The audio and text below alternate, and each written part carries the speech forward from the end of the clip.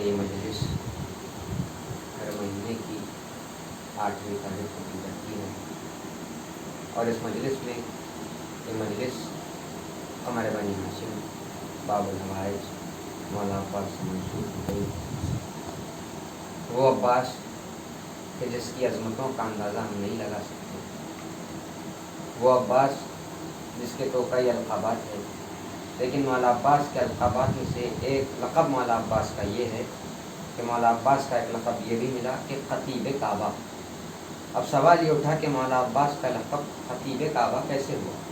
تو آج ہی کے دن کی مناسبت سے، 8 ذی الحجہ کی مناسبت سے علامہ طالب جوہری حدیث کربلا میں روایت کرتے ہیں کہ 8 ذی الحجہ آج ہی کا دن یعنی روز ترویہ کا دن، جب امام حسین نے حج کو عمرے میں تبدیل کیا اور مولا حسین مکے کو کوچ کرنے والے تھے، اس وقت فاطمہ کا لال مولا عباس بام کعبہ پر بلند ہوئے، یعنی کہ کعبے کی چھت پر بلند ہوئے، اور ہزاروں حاجیوں سے مخاطب ہوتے ہوئے مولا عباس نے خطبہ ارشاد فرمایا۔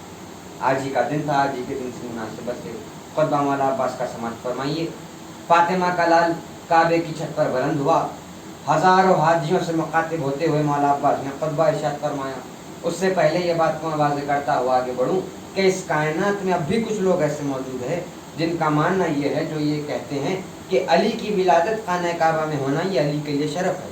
انہی لوگوں کے لیے مولا عباس کے خطبے کا پہلا جملہ سنے، فاطمہ کا لال خانہ کعبہ کی چھت پر بلند ہو کر فرماتا ہے کہ الحمدللہ الذی شرف ھذا بقدوم ابیہ، حمد ہے اس اللہ کی جس نے اس کعبے کو میرے آقا حسین کے بابا کے قدموں سے زینت بخشی ہو۔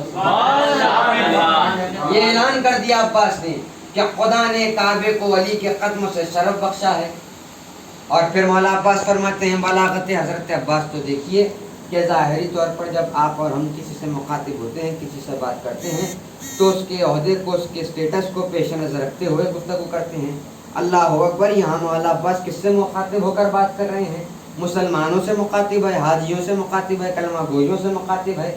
اللہ اکبر، مولا عباس ان حاجیوں سے مخاطب ہوتے ہوئے کہہ رہے ہیں کہ اے کافرو، اے گناہ گارو۔ مولا عباس کہہ رہے ہیں اے کافرو، اے گناہ گارو، وائے ہو تم پر، تم بیت اللہ کا راستہ روک رہے ہو؟ کیا تم بیت اللہ کا راستہ نیک لوگوں کے ایمان کے لیے روک رہے ہو؟ کیا تم کو نہیں معلوم کہ اگر اللہ کی بلند اسرار حکمت درمیان میں نہ ہوتی تو میرے آقا حسین کے جانے سے پہلے کعبہ خود میرے آقا کی تعظیم کے لیے چلا جاتا۔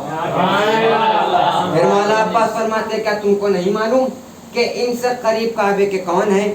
پھر مولا عباس نے فرمایا کہ اگر میرے آقا حسین کے ارادے اللہ کی مشیت کے پابند نہ ہوتے تو میں تم پر اس طرح جھپٹ پڑتا جس طرح غضبناک باز اڑتی ہوئی چڑیوں پر جھپٹ پڑتا ہے۔ پھر یہاں مولا عباس نے امام حسین اور یزید ملعون کا فرق بتاتے ہوئے خطبہ ارشاد فرمایا۔ مولا عباس فرما رہے ہیں کہ وائے ہو تم پر، دیکھو اور پھر دیکھو کہ حوض کوثر کا مالک کون ہے اور شراب خور کون ہے۔ پھر کہا کہ دیکھو اور پھر دیکھو کہ تطہیر جس کے گھر میں قیام کرتی ہے وہ کون ہے، اور وہ کون ہے جس کے گھر میں نجاستوں کا پڑاؤ ہے، وہ کون ہے جس کے گھر میں بدمست غنا جاری ہے۔ پھر مولا عباس نے فرمایا خطبے کو ختم کرتے ہوئے، یوں تو طویل خطبہ ہے لیکن وقت کی گنجائش نہیں ہے، اس لیے آخری جملہ مولا عباس کا ارشاد فرما رہا ہوں۔ خطبے کو ختم کرتے ہوئے فاطمہ کے لال نے کعبے کی چھت پر سے یہ اعلان کر دیا، مولا عباس نے فرمایا کہ جس کے دل میں میرے آقا حسین کی محبت ہوگی، رحمت للعالمین کی رحمت صرف انہی پر نازل ہوگی۔ پھر مولا عباس نے کہہ دیا کہ اللہ تمہیں اور تمہاری اولاد کو مسترد کر دے، تمہیں اور تمہاری اولاد کو رحمتوں سے دور کرتے۔ تو پتہ یہ چلا کہ رحمت للعالمین کی رحمت صرف انہی پر نازل ہوگی جن کے دل میں حسین کی محبت ہوتی ہے۔ محمد اور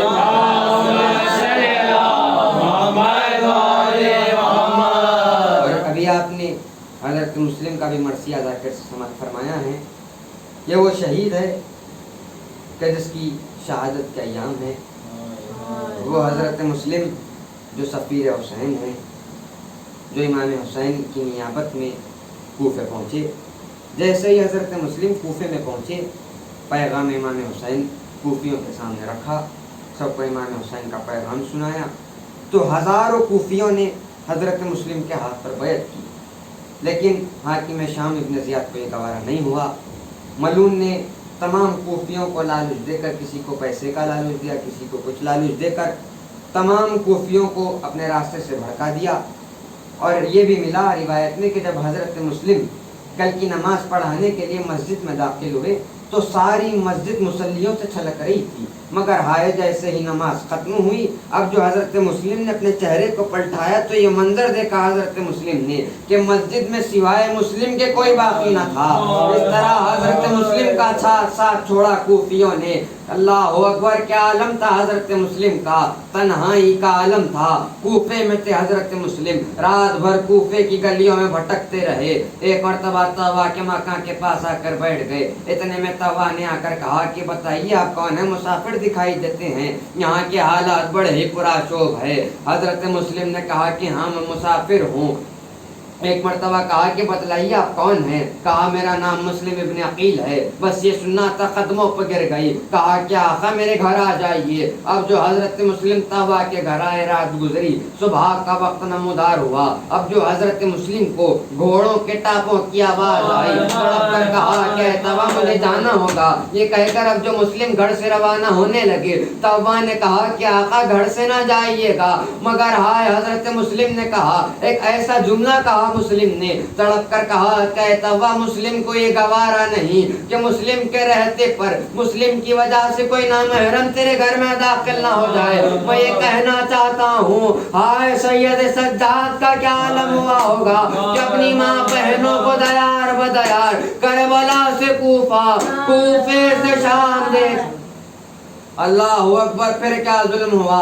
بڑی مارکے کی جنگ کی حضرت مسلم نے، ایسی تاریخی کی جنگ کی حضرت مسلم نے کہ لاکھوں کا لشکر آتا رہا اور حضرت مسلم کو زیر نہیں کر سکتا تھا۔ پھر آخر میں یہ اعلان کیا گیا کہ مسلم کو ایسے قتل نہیں کیا جا سکتا، دھوکے سے قتل کیا جائے۔ اب وہ ظلم کیا ظالموں نے کہ گڑھا کھودا گیا، مسلم کو اس گڑھے میں گرایا گیا۔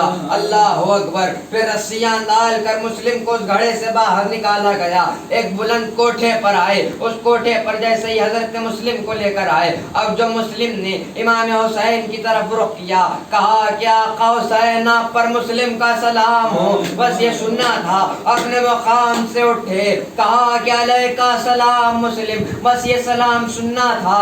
زینب نے کہا کہ بھیا یہ کیسا سلام ہے، کہا کہ بہنا کیا تم مسلم کو دیکھنا چاہتی ہو؟ یہ کہہ کر اب جو امام حسین نے کوفے کی طرف اشارہ کیا، کوفے کی زمین بلند ہوئی۔